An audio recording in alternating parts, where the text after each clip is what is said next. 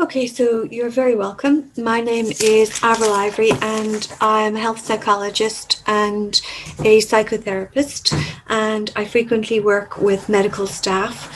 So thank you to Cornmarket for inviting us to collaborate with them on this, and to the INMO. Delighted to work with you all, and I'm here on behalf of Zevo Health. So let's look at today's topic, which is recovering from stressful shifts. So long working hours can have a strong impact on nurse well-being, resulting in severe fatigue and low personal satisfaction. These long working hours can also be filled with stressful situations, and of course in the last year we know that this has been particularly so. So this webinar looks at different strategies to help cope with these challenges, and also lots of helpful tips on how to improve sleep. So the key agenda today is how you as nurses and midwives can work on maintaining emotional well-being while you recover from these long shifts, which often have presented lots of challenges. So there's kind of 8 key aspects that I want to focus on today. The first one is emotional regulation. Okay, and that's probably the key aspect, how you kind of bring the nervous system back into balance after a very stressful shift, how you bring the mind back into a peaceful place, and how you process and recover from any difficult events that might have happened during the shift. I want to point you towards a technique called mindful self-compassion, which I think can just be a really helpful technique to get into the habit of using over and over, coming back from shifts. I also want to look at the impact of reframing how we look at things. And obviously this is in the context of recovering from stressful shifts, but also just in general daily life, learning how to reframe situations, learning how to catch negative automatic thoughts and see, well, is there a more helpful way of thinking about this situation? And also learning how to catch long entrenched beliefs that might also be predisposing us towards more stress, because we often carry lots of beliefs that we've taken from childhood that may not serve us anymore. And some of these beliefs can be connected to rules for living. In other words, you know, I am only a really valuable member of staff if I am excellent at everything I do. So within that, there's this rule for living that actually puts us under enormous pressure. So catching these rules and catching these beliefs, you know, in our daily lives is important when it comes to recovering from stressful shifts. So that's all under reframing and cognitive reappraisal. I also want to just look at coping skills styles and the please technique.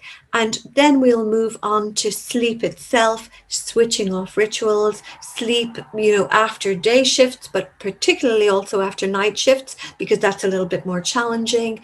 And then I also want to direct you towards relaxation skills, which many of you may already be using, very good, you know, relaxation skills. But I wanted to point you towards progressive muscular relaxation, which is a brilliant one. Also body scanning, which can be helpful, and another one which is a cognitive diffusion exercise called Leaves on a Stream. So we have a lot to get through. So when you come off shifts, you may be holding a lot of emotions. In psychotherapy, we call it somatic carrying, where, you know, you've been in situations where other people are emotional or where emotions are heightened, and that has triggered your own emotional responses. And of course, we feel that in our bodies. And if we've had a busy shift, we may not have had time to process some of the emotions that have been triggered. And we also may have a default setting after many years of nursing where, well, the next patient needs me, so I just have to switch down my emotional response here and move on to the next thing. But processing emotions, even if we don't have time to process all of them, processing the key emotions that remain in our body mind after a stressful shift is really important to do. So emotions serve a purpose. They help us with communication. They give us the impetus that we need to take action on important issues. So very often they're serving a purpose. They're telling us, oh, something's going on here for you. And you might need to recognize what it is that this emotion is trying to tell you so that you can take action. So they alert us that something is going on that needs our attention. So our emotions reside particularly in one part of the brain called the amygdala. So kind of if there's a lot of emotions present, we often have a lot of activity in the amygdala. And that's the emotional mind. Now, the other part where we often have emotions is the prefrontal cortex. But a lot of the activity in the prefrontal cortex is about problem solving, particularly the left side of the prefrontal cortex. This is where we problem solve, we analyze, we look at, the issue that it's presenting and we say, okay, what's the best way to deal with this? What are the best solutions here? And we choose the best solution. So that's what we call the reasonable mind. Now, if we are able to move from the emotional mind into the reasonable mind and back again, that's actually called the wise mind. But you might find that when you come off a stressful shift, that you're more locked into the emotional mind because you're tired, maybe you're a little bit worn down from the shift, emotions may have been triggered. So it's really important, if our emotions are there, that we acknowledge them and that we allow them to be there and we name them. A key part of processing emotions is acknowledging it and finding where that emotion might actually be in the sensations in our body and to actually name that emotion. It sounds a very simple technique to just simply acknowledge and name an emotion, but it's a key part of processing, because if we do that, we can then move from that emotion into problem solving and understanding and kind of, taking action to deal with something. And so we can go from one to the other, and this is our wise mind. So understanding that we have a wise mind and setting the intention to be able to activate that wise mind when we need to is really important. And there is a key link between too much cortisol, and all of you will be so familiar with cortisol as a stress product, and the link between too much cortisol and where the activity in our brain is. If we have too much cortisol, it can create hyperactivity, if you like, or too many links or connections, neuronal connections in the amygdala. And it can almost set the stage where we enlarge the amygdala. And that then predisposes us towards maybe developing feelings of anxiety or lowered mood. So actually, in order to be able to develop wise mind, it's really important we make sure we don't have too much cortisol in our systems. And you're going to hear me mentioning cortisol over and over because it sets a stage. Too much stress and high cortisol triggering pituitary hypothalamus really sets the stage for mood changes. So and sets the stage for us being too much in the amygdala and away from the wise mind. So to be in wise mind, we know that it's important to identify when we're stressed, identify when we have too much cortisol, and get out there, exercising to break down cortisol, making sure we're getting good quality sleep, which is very helpful in breaking down cortisol, but also maybe changing some of our perceptions and the way we think about things, and move into really good perspective taking so that we reduce the production of cortisol in our systems. So one of the ways that we can move into wise mind is to really mind ourselves. And this is, reducing cortisol.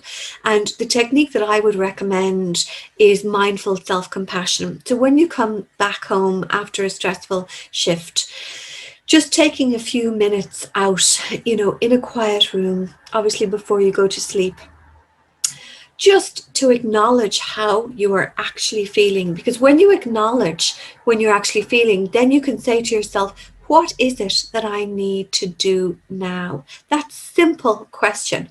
What is it that I need now? And sometimes it might be, not just getting a really good sleep, but, oh, well, I might chat with a good friend later, or I might chat with my partner about this later, or I need to do maybe a little bit of therapeutic journaling just to process this a little bit more. But when you ask yourself what it is that you really need, you're accessing a level of self-care that if we're on automatic pilot, we often don't access that. So mindful self-compassion is about sitting down and coming into the breath and coming into a place of absolute kindness and non-judgment towards the self.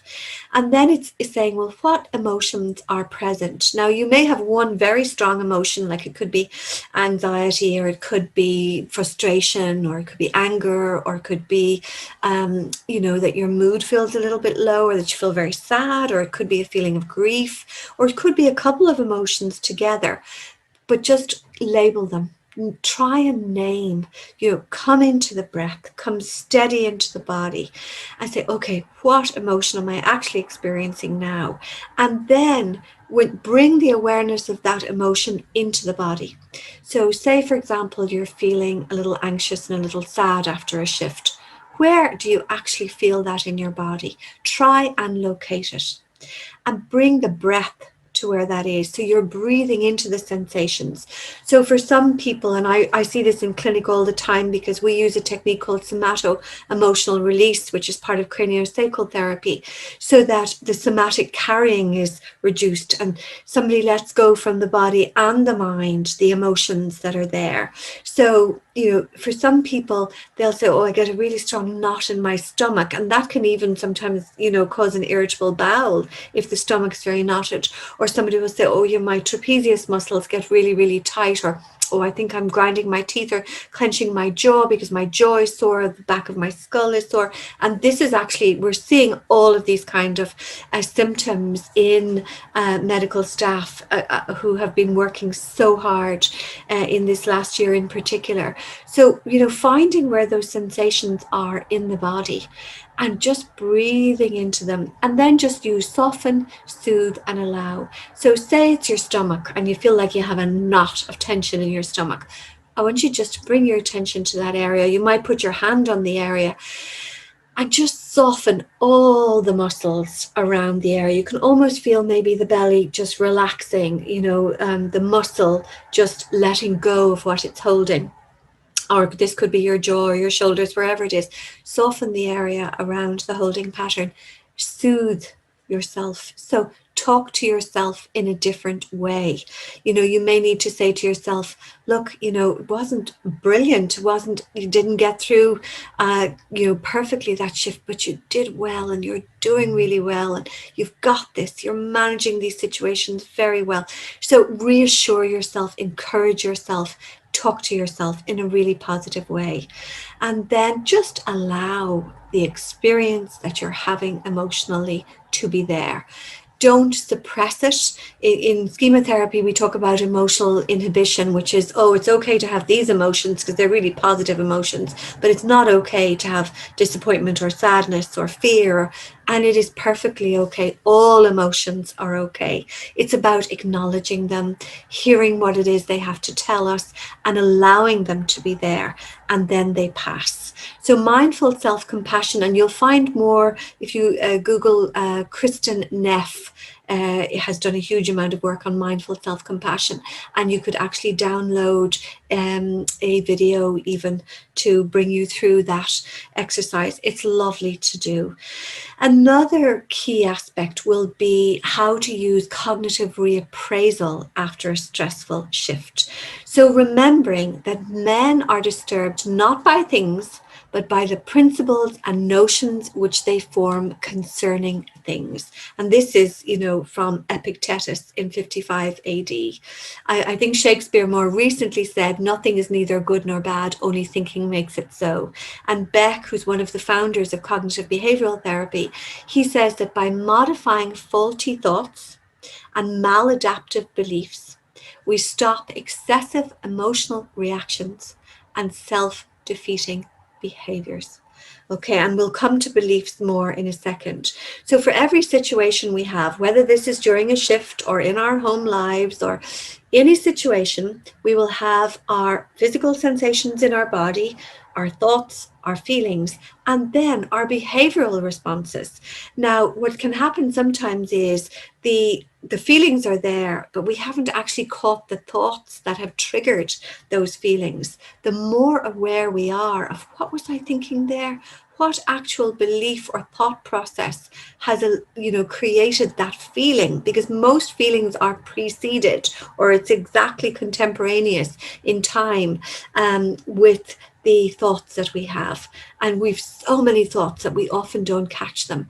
So moving into a level of self-awareness within ourselves, where we catch thoughts and we become aware of the feelings and the sensations, that allows us to move out of automatic pilot, which many of us are in, and choose our behavioral responses to situations. And you see, when we're more aware, we can choose behavioral responses that don't come from autopilot, where we might just numb out by watching too much Netflix, or by, sitting there drinking too much wine in the evening, or not giving ourselves the self-care that we need. When we move out of automatic pilot, we have choice around our behaviors. So after a stressful shift, you might need to do a little bit of reframing to try and catch the thoughts that you're having. Are your thoughts helpful? Are they completely accurate? And is there any other way to interpret this situation? In other words, can I think about this situation in a more helpful way? And you will be amazed to find so often, when you ask yourself that question, the answer will be yes, there is a much more helpful way to think about this situation. And even though I'm a trained health psychologist and I've been doing psychology for many years, a few times in the year, I will use this thing called a thought record sheet, where I will sit down in the evening and I will write down times in the day where I felt strong emotions, and I will go back and remember what my thoughts were. And then I will look to see if there was any evidence to support those thoughts. And I will think, well, if I had that moment again, was there a more helpful way of thinking about that situation?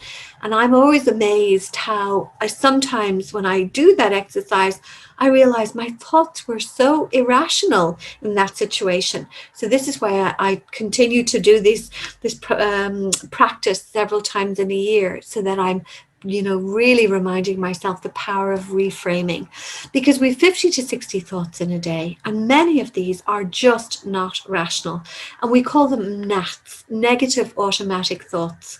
And basically, these are a stream of thoughts that we notice when we try to catch our thoughts. And often our appraisal or interpretations of events are negative. And these NATs are brief, frequent, habitual, and often they're so quick that we don't catch them. So training yourself to be more aware of your thoughts is really powerful to do, because the NATs are plausible and they're taken as obviously true, especially when emotions are strong. And that's because we often have what are called mood congruent thoughts, where if we're a little bit anxious, our thoughts are more anxious, so we believe those anxious thoughts. Or if our mood is low, we have mood congruent thoughts that are, slightly representing that low mood, and so the thoughts are more negative, and we don't realize we have that cognitive bias. So a lot of these thoughts are fake news, particularly if we are very tired, and obviously coming off for a long shift. I know shifts can be 10, 11, 12 hours even. So coming off shifts like that, you can feel, really tired and be very prone to these negative thoughts. So don't believe everything you think. And we develop themes in our thinking over weeks, over months, over years. We can develop these kind of negative self-repeating scripts. And I see that in clinic at the moment a lot with people, that these scripts have been triggered, and they're very often scripts about not being good enough, and interrupting them, seeing where they came from and changing that script. We can do that for ourselves, but only if we're aware, remembering that up to 70% of our thoughts are irrational. And also, we believe our thoughts, and a lot of the time we shouldn't, because they lead us a merry dance. And just remembering that these thoughts are simply electrochemical impulses in the brain. They are not statements of fact. So learning to change not just thoughts, but thoughts go on to develop beliefs, and learning to change these beliefs, which come from and lead to irrational thoughts and behaviors, is very important to do. So people are disturbed not by the things, but rather their view of things. So for all of our thoughts, what happens is we have an activating event, and then how that event is interpreted causes our emotional response. So the A is the activating event, the B is the belief about the event or the situation, and C is the consequence or emotional response to your belief. Now, our beliefs are what we call core beliefs. And these are things that we hold to be absolutely true. They determine how we perceive and interpret situations. And often we accept our beliefs without questioning them, because they have been there for so long. But very often we can have very negative beliefs about ourselves, about others, and about the world. And if we've negative beliefs about the self, for example, this really can damage our self-acceptance and our self-esteem. And these beliefs are also rules that we live by, and they're very often formed in the early years of our life. So they're often steeped in kind of adolescent thinking, and very often we have a lot of beliefs about ourselves that no longer serve us. A very typical belief, as I said, would be, I am not good enough. So it's incredibly important to counteract negative self-repeating scripts or negative beliefs. So if you have a not good enough belief that is triggered, to be able to counteract that with, well, I'm capable and competent, and I bring so many strengths to my work. Or, another belief, try to move to a belief like, I do my job really well, just as well as any other person. My colleagues really appreciate me. And not forgetting that if we've gone through a stressful time in our lives, particularly maybe early on in our life, where there might have been difficult experiences or hurt or neglect, or even maybe some rejection in our lives, this can set the stage for these negative beliefs, and we need to let go of them, because if we're carrying them, what can happen is it can affect our behavioral responses. We might often say yes when actually we really, really wanted to say no in a situation. We mightn't be able to really relax. We might find that we're always striving. We're always almost trying to compensate for a perceived lack. We might, for example, if we have a belief about others that, it's not okay if everybody doesn't like us. We want everybody to like who we are, which of course is not a rational belief. Or that it's not okay to be vulnerable around other people, then that of course might drive us to a behavior where we're afraid to ask for the help that we need during our shifts. So really becoming aware of the beliefs that you carry, doing that piece of work as a larger piece is also going to help you wind down after shifts. Not doing it obviously when you come home from a long and difficult shift, but in general in your life, so that when you're looking back on your shift, if you're having negative feelings, tune in. Are there some beliefs that you are holding there that are just not good for you and that you need to let go of? The most common irrational beliefs I'm bad if I make a mistake, things should come easily to me, I should be able to cope with everything. And that belief, I should be able to cope with everything, the number of highly accomplished, nurses, doctors, psychotherapists, chaplains that I would see coming through the clinic, people who make such a difference in the lives of others, but they're carrying this belief that they should be able to cope with everything, and other beliefs like, they should be all things to all men. And, letting go of these beliefs is just so powerful. Another one, it's awful if others don't like me, or I should always be the best. And this is this piece for striving for perfection. Yes, strive for excellence, but never strive for perfection, because you will always just have yourself under far too much pressure when you do that.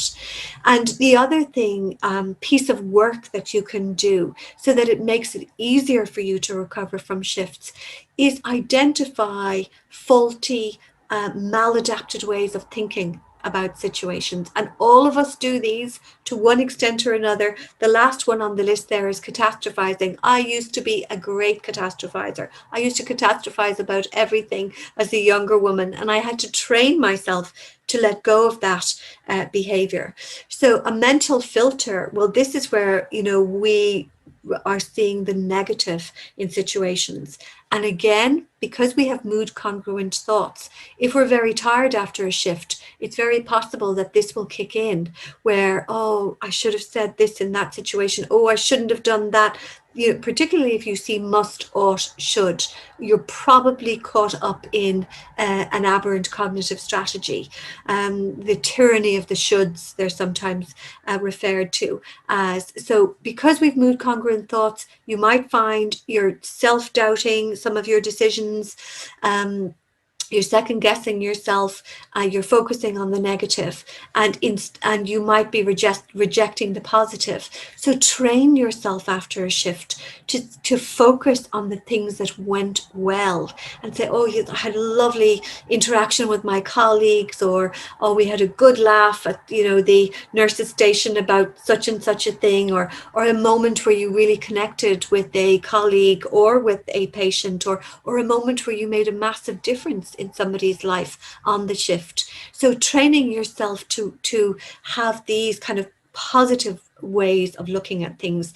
Emotional reasoning is another aberrant cognitive strategy, and that is where I feel, therefore it must be true. So say you come off a shift and you're tired and you're really anxious because you got really tired. You may have a very anxious thought about something that happened on the shift, but it may just be a product of emotional reasoning. There may be no truth or no reason or evidence for you to be anxious about that situation.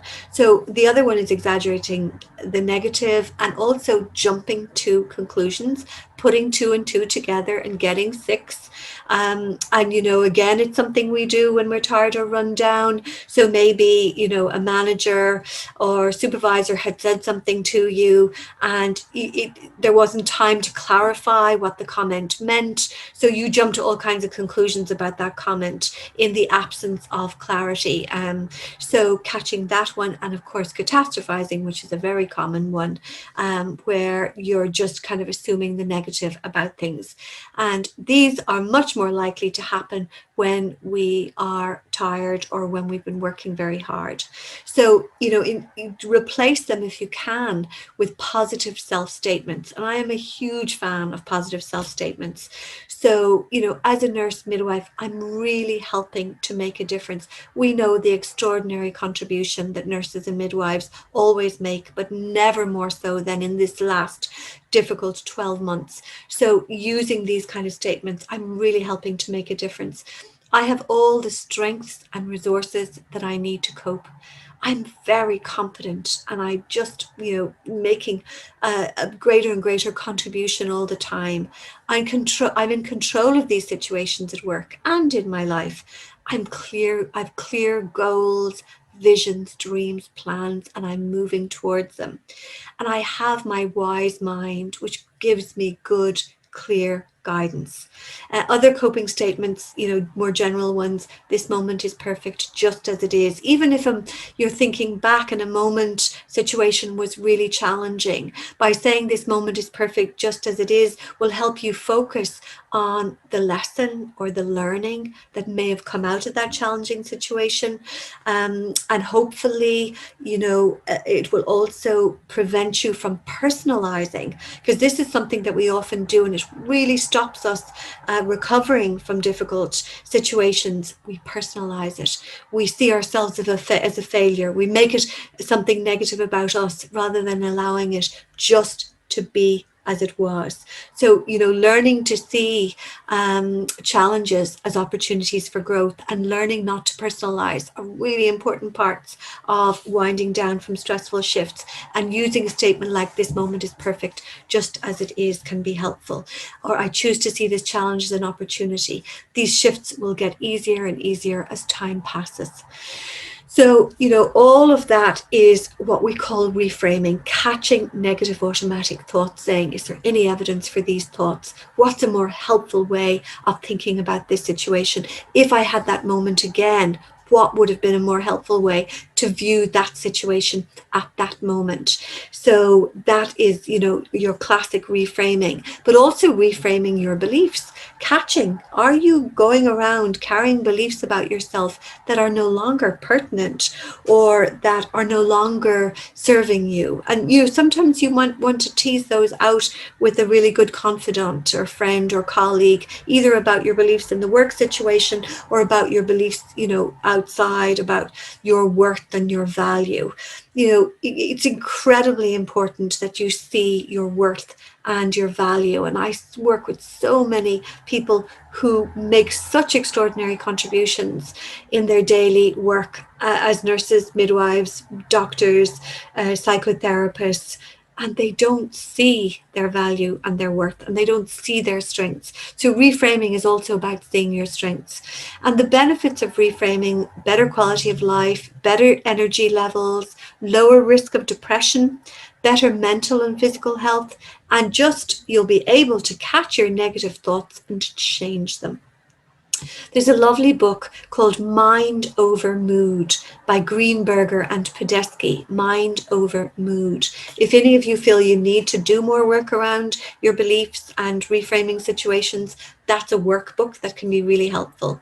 Other general helpful tips to keep your psychological well-being strong, before, during, and after shifts: surround yourself with people who uplift and inspire you, but also in your own life, to work on yourself so that you can be part also of uplifting and inspiring others. The rising tide carries all boats. Maya Angelou used to say, be the rainbow in somebody else's cloud, because this helps us grow and develop too, particularly if we allow ourselves to admit our vulnerabilities and allow ourselves the growth, and we share that growth with others. And also keep in your consciousness the optimal self. All of you will have access to a sense of yourself where you feel really well, really balanced, really empowered, really strong. And don't lose sight of that person, even if your work at the moment is depleting you somewhat. Don't lose sight of you at your absolute optimal. Now, for some of you, you'll picture yourself on holidays, lying on a sunbed with maybe a banana daiquiri to one side with a little, umbrella on it. Or for another person, it could be a memory of, trekking through the woods on sunny days. Or all of us will have access to these images when we feel really powerful and well. Try and reach those. Try and keep coming back to the optimal self. And also, what does the optimal self do that keeps you in your optimal self? So that's really worth exploring for yourself. And also just constantly reminding yourself of your key strengths and your accomplishments as a nurse midwife. And you might need to write them down to remind yourself. You could write down specific incidences of times where you really were so valuable and where you really brought your strengths to bear. Because again, in terms of mood congruent thinking, sometimes the image that we carry of ourselves, if our mood has has dipped a little bit or we've got run down, we will view ourselves in a negative light. So, coming back to viewing yourself with your strengths and accomplishments is really important. Also, learning techniques to bring out the magic in your mind. For example, creative visualization. Just visualize your dreams and your hopes, and whether that's sailing down the Nile in a sailboat, or whether it's just spending glorious time with people that you love, or go there in your mind to kind of restore your strength and your nurture your heart, and just friendships, creative visualization, meditation. Do whatever you need to do to bring out that magic in your mind that moves you away from stress and worry. And in doing that, in your home, in your bedroom, use color, smell, clothes, photographs that remind you of the optimal self and the part of you that is magical beyond stress and worry. And many of you are so good at seeing the bigger picture and finding humor in situations, even if it is black humor sometimes, in a really difficult situation. Black humor can be really helpful. And remembering that small shifts can lead to big changes. Start every day on a positive note. Tell yourself this is going to be a great day. Practice positive self-talk. Identify your areas of negativity and spend time with positive people. Another technique that I want to draw your attention to as a coping mechanism is called the please technique. And this just helps to keep you emotionally regulated. So the PL stands for physical illness. So if you have something about your health that is really bothering you. For example, if you have, a bad neck or a bad back, or, you're dealing with irritable bowel problems, whatever it is, don't neglect your self-care. It's going to be much harder for you to experience emotional regulation and to keep cortisol levels down if you are experiencing physical pain or some physical illness. So make sure you get the help that you need so that you can enjoy your well-being while helping others. Balanced eating, sometimes we'll get run down and we will eat all the wrong things for ourselves, processed foods and high sugar foods, and of course that's sometimes has a negative effect on our neurotransmitters, like positive neurotransmitters like serotonin. Part of that synthesis from, say, tryptophan to serotonin needs essential fatty acids. So are you getting enough omega-3s in your diet? So just be really aware of your eating habits. And all of us are going to eat, really badly sometimes, but, kind of the 80-20, if a lot of the time we can have really good foods. Avoid mood altering drugs. Sometimes it's really tempting to maybe put ourselves off to sleep with that extra glass of wine, but sometimes that can actually deplete our B vitamins, or it can dehydrate us and it can make us feel worse in the long term. Balanced sleep, we're going to talk about sleep in a minute. And exercise, for me, I hear all the the government agencies and our mental health agencies telling everybody to exercise, and I know all of you probably be super aware of this, but just connecting it into the link with cortisol. Exercise helps to break down extra cortisol in the body, and this is why it's so incredibly important, because cortisol is going to increase activity in our amygdala and cause us to be emotionally dysregulated. We'll have more difficulty moving into the problem-solving prefrontal cortex. We'll have more difficulty accessing our wise mind, and we're more likely to experience lowered mood or anxiety. So it all starts with cortisol. So if you can, using breathing, using good sleep techniques, and particularly using exercise to get it out of the bloodstream. And achieving mastery is a huge part of emotional regulation. You know, feeling that you're in control and you're in a lot of aspects of your life, you're making things happen that you really want to happen. You know, your dreams, your plans, your hopes, keeping them all in sight, even if you're having a difficult time at the moment. That's incredibly important, so that you have, you know, I think it was Nietzsche said that we can withstand any how if we have a why. And I think that's really valuable. We can withstand any how if we have a why, a bigger picture. So just moving on to sleep, and I want to talk about sleep from both a shift work perspective and just generally. So, you know, generally in terms of good sleep, creating a room sanctuary, you know, reducing mind body stress to build resilience, and of course that's the cortisol piece, changing your thinking. And we've talked a little bit there about reframing, letting go of negative repeating scripts, changing our beliefs, catching our negative automatic thoughts, and establishing a healthy sleep routine, getting exercise, supplements and nutrition, and creating the choice point for behavioral change. And by that, I mean, you know, sometimes we are aiming towards activities that build us up and are true to our values, and so that's moving forward. So making sure you're always moving in the direction of your real values and what's important to you. But I want to focus on shift work here for a minute. So, you know, depending on individual variability, shift work can have you know, very strong effects on our well-being. And you know, some people do shift work and they work through the night with very little side effects. They do really, really well. And then other people are more affected by doing night work. So different side effects of shift work can include building up a sleep deficit. In other words, you feel tired a lot of the time. You know, this is ongoing feeling of fatigue, having poor quality sleep, feeling moody, maybe feeling more irritable than normal, having increased interpersonal sensitivity. That's one we would very commonly see. And also weight gain and gastric disturbance. And the weight gain, and some of you will, you know, recognize this in your own physiology. When we go against our circadian rhythms, and when we are, you know, having to sleep during the daytime and be awake at nighttime, when the body and the circadian rhythms are used to sleeping, then what happens is we can knock out two chemicals in the body called ghrelin and leptin.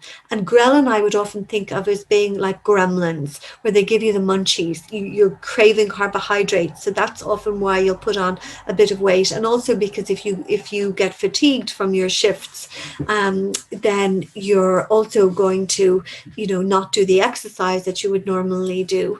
And also the other chemical then is leptin, and leptin is the chemical that tells you, oh yeah, your stomach is full, you are now satiated, you don't need to eat anymore. And that can be disrupted and reduced. And also gastric disturbance can be a common side effect of through the night work. And these occur due to desynchronization of circadian rhythms. The good news is that with good self-care, these effects can really be minimized.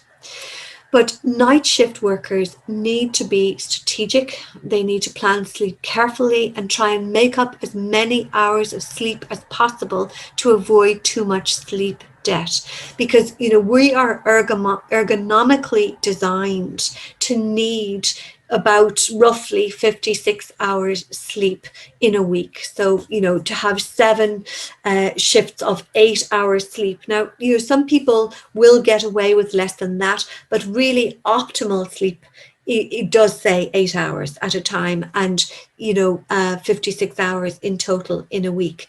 So when you're a night shift worker, it's very easy to end up with a sleep deficit, because when you go home in the morning with other commitments, you might wake up after 5, 6, 7 hours sleep.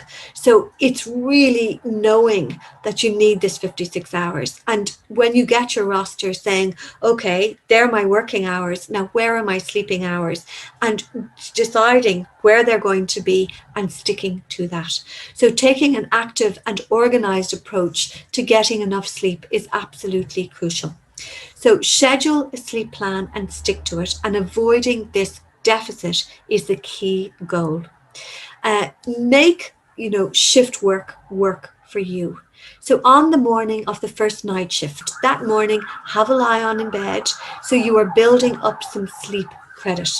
And the other way, think of it as like a bank account where you're going to have to pay this bill of 56 at the end of the week. So you need to be putting 56 hours in that bank to pay that bill. So how do you do that? So you're lie on that first morning of the shifts, and a pre-shift 2-hour sleep before that first night shift can also be helpful. More credit in the bank.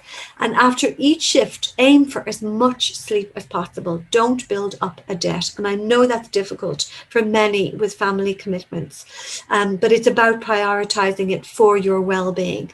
And after your last shift, if you're coming off a series of nights, have a shorter sleep when you go home that day, and go to bed early that night and the following night. So again, you're building up credits, but on that last shift, you're not aiming for 6, 7, 8 hours sleep. You're just going to do 3 or 4 and then kind of fit back in with the household pattern. Now, many of you will have experimented with these different ways, and you are the experts on your own physiology, but certainly this is the kind of thing the research suggests, and depending on your own individual response, to work with these. Exercise before your shift starts. And again, back to my bugbear, which is the cortisol.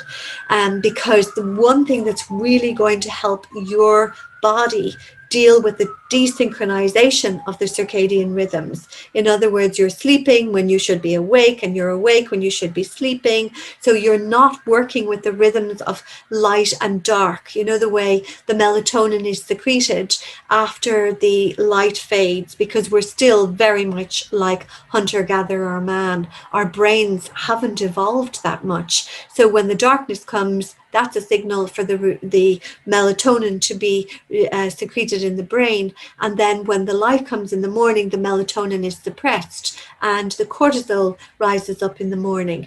And, it's a little bit like the tides, because, the cortisol normally will come up in the morning and will go down at nighttime. It's kind of high tide and low tide. But when you work through the night, you're going against this circadian rhythm and this natural cycle. So if your body that can trigger excess cortisol in some people, because it can be that the body perceives it as a stressor to go against these rhythms. So making exercise part of your life will keep these cortisol levels lower. It's really important. So, and research is very clear that shift workers, after a period of time, often abandon their exercise routines. And actually, they more than anybody need exercise routines, because they're going against the body rhythms. So exercise before your shift starts, and this reduces cortisol.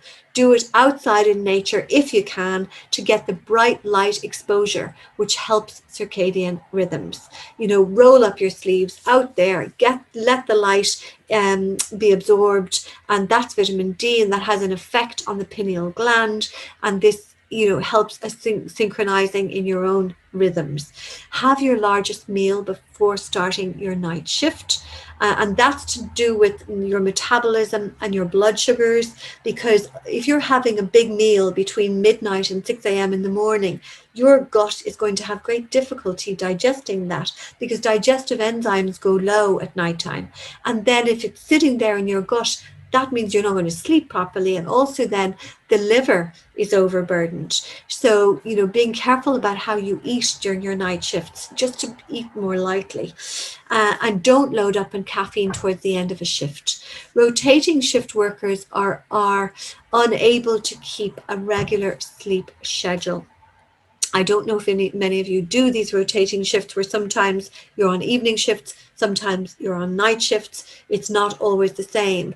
So if you're a rotating shift worker, begin to adjust your sleep time before a schedule change. For example, you may be working an evening shift and soon you're going to rotate to a night shift. On the last few days of the evening shift, delay the times you go to bed and wake up 1 to 2 hours earlier each day. Then when you begin the night shift, your body will already be getting ready for the new schedule. So also, a lot about recovering from stressful shifts, and particularly if it's a through the night shift, before you go to bed, don't be distracted. Sleep as soon as you can. The longer you delay, the harder it is to sleep. So shift workers who go to sleep as soon as they get home tend to sleep better and longer than those who get involved in all those to-dos upon arriving home. So, the research is really clear that if you've done it through the night shift and you happen to be able to be in bed by 10 a.m., for example, latest, then that's going to allow you a better quality of sleep and longer sleep than if you get home, say 9 o'clock, but you get involved in everything in the house and it's midday before you go to sleep. It's going to be harder for you to get the sleep that you need. So, go as soon as you get home, have everything set up so that when you finish your shift and you go home, you can very quickly and easily hop into bed. Obviously, you don't want to go to bed hungry or thirsty, but be careful with, too much fluid, because that's going to get you up out of the bed to pee and you might have difficulty falling back to sleep. So, find that out for yourself, what works with your own physiology, and make sure there's no noise, no light, and blackout blinds. You're trying to fool your brain into thinking that it's nighttime and to secrete some melatonin. And I know, sometimes people are using, commercial melatonin, but it's really great not to be dependent on anything, just to be able to have, your own physiology to have got into its rhythm. So, that's why the blackout blinds are really important. Put your phone outside your room and sleep for as long as you can. Ensure family, friends, and flatmates know your schedule and respect it. During the actual shift itself, and by the nature of the job, you probably are doing this anyway, but take short breaks. Well, you certainly, the second one there, try and exercise during your shift. I know many of you will be, rushing around the wards and very busy and getting in a lot of exercise as part of your role. But the earlier one, take short breaks during your shift. Now, that's really important. And I have worked with many nurses who say that that's not easy sometimes to do because there's so many competing demands upon their time and energy and competencies. But the reason why it's really important to take the small breaks is it's all, again, back to cortisol. If you're so busy and you can't or make time for your breaks, it's counterproductive for you, because you're going to maybe be releasing adrenaline and staying in sympathetic arousal, where even if the shift is difficult, ideally we want you to be in parasympathetic, where the breathing is easy, the digestion is good, the excretion is good, and you're not in that fight or flight mode in the brain. So using breathing during your shifts to keep your parasympathetic, 7-11 breathing, inhaling for 7, exhaling for 11, shifts you back into parasympathetic. Taking good breaks when you need to. If something is really upsetting you, taking a moment out just to process that. Use the mindful self-compassion exercise. If you feel the emotions are being triggered and are dysregulated from what you're experiencing and seeing in your work. So that self-care is so appropriate and needed in order to resource you for the work that you all do. Limit light exposure after finishing. Wear dark glasses on the way home. Now, if you're driving, that might not be safe, if that feels safe. And as you head home, preparing for sleep, try not to let the mind dwell on the problems of the day. So we talked about this earlier, the reframing. And that doesn't mean, putting down, burying thoughts or burying emotions. Quite the opposite.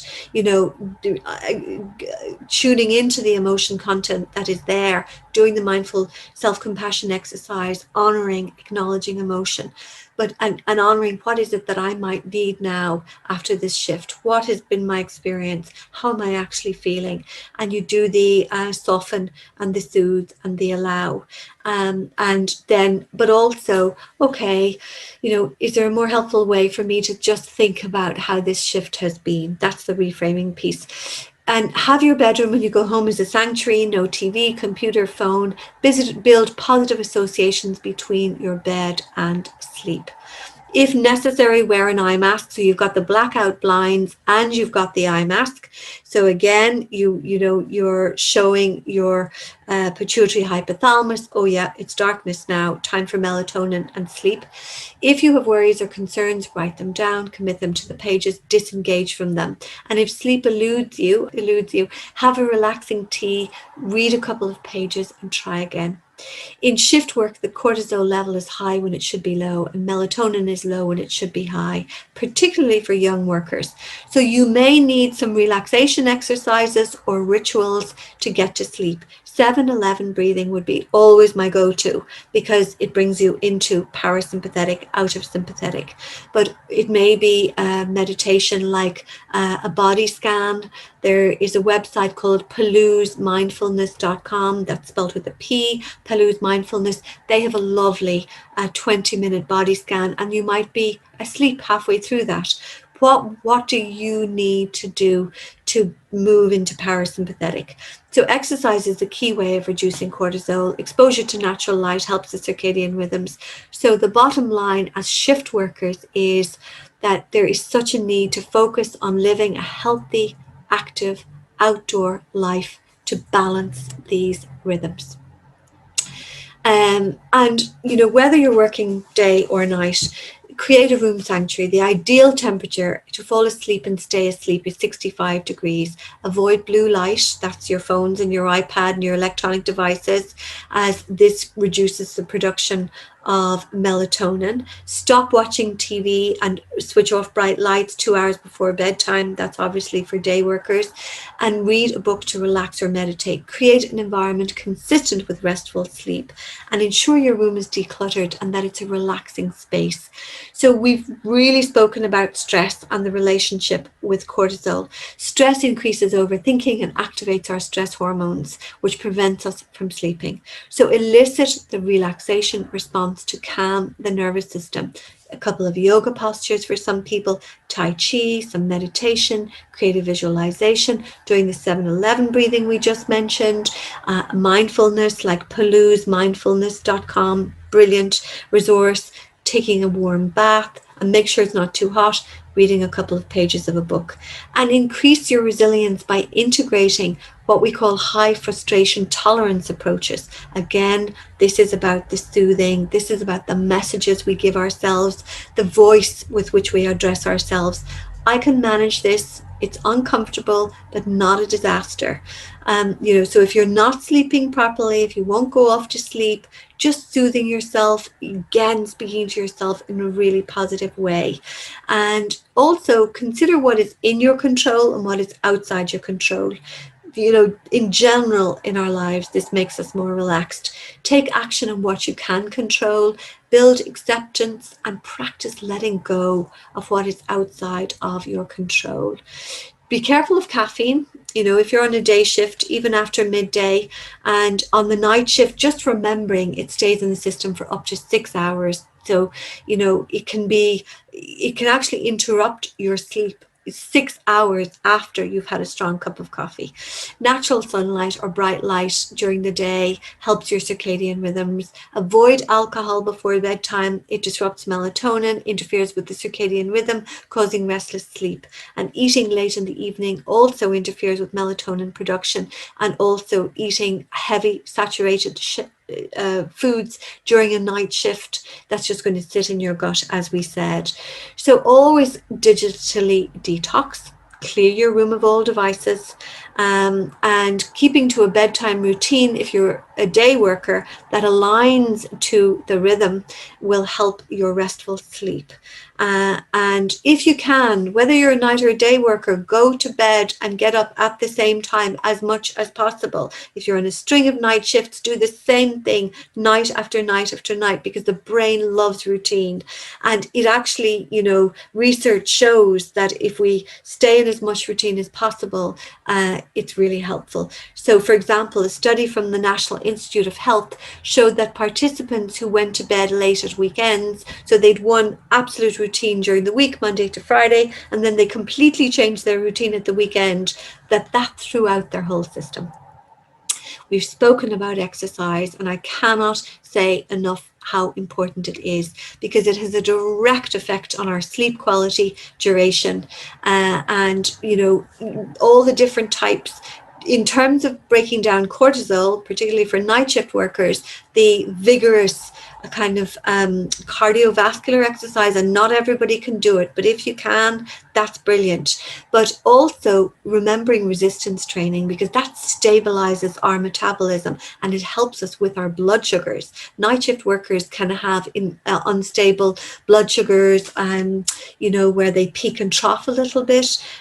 So be careful, just in terms of stabilizing metabolism through resistance training can be so helpful. And obviously we know it strengthens bones and muscles and has so many other benefits.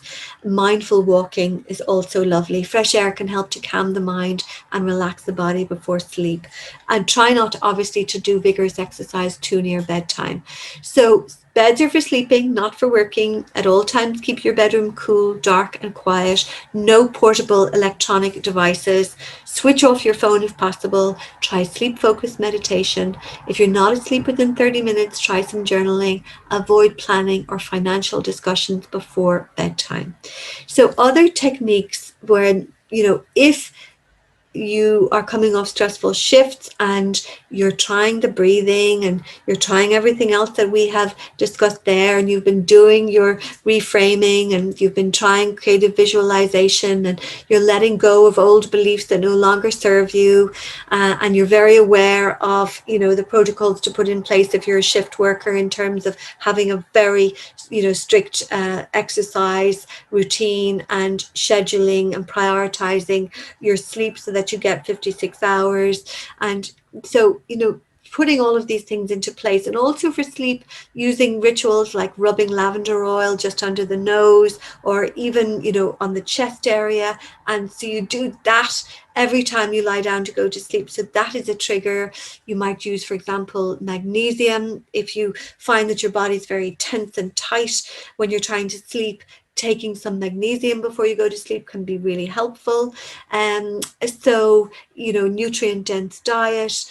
So we've talked a lot there about different ways of recovering from stressful shifts. But two other ways would be to use progressive muscular relaxation. And I've a link there to a very good one that you can do. And interestingly, this is something you might be interested in doing, is having a script for progressive muscular relaxation, which brings you through all the main muscle groups in the body and directs you one by one to relax those muscle groups. Some research indicates that if it's done in your own voice, it's particularly helpful. So you might want to, record yourself doing this exercise. So then, and keeping a copy of that, say, on your phone, so then you can just press that switch on when you need to relax, for sleep, or for winding down after the shift, listening to your own voice to talk through all the major muscle groups. Progressive muscular relaxation. Another lovely technique I've put the link to there is one called Leaves on a Stream, and that is about watching a stream flow by and taking each thought and placing each thought on a leaf and letting it just float downstream. And you take the next thought and you put it on a leaf, and so on and so on. And they can be, negative thoughts, positive thoughts, even thoughts like, oh, is this working for me? It doesn't matter what the thoughts are. Just putting them on the leaves and watching them float away. That's called cognitive diffusion. And it's lovely because it allows us to distance ourselves from our thoughts. So training yourself to do that by catching negative automatic thoughts and changing them, and by reframing situations, but also by doing cognitive diffusion or some mindfulness, so that you are not your thoughts. You're standing back. You're not an automatic pilot. You're witnessing your thoughts. These are all things that can be really helpful. So I hope I haven't bombarded you with information there today. And on behalf of Zevo Health and myself, and thank you to Cornmarket again for inviting us in. So to all of you as members of the INMO, I'm hoping you found that really helpful information, and that you can maybe listen a couple of times over so that you get really the benefits of everything we've discussed. And thank you again for all your amazing work. Okay, thank you.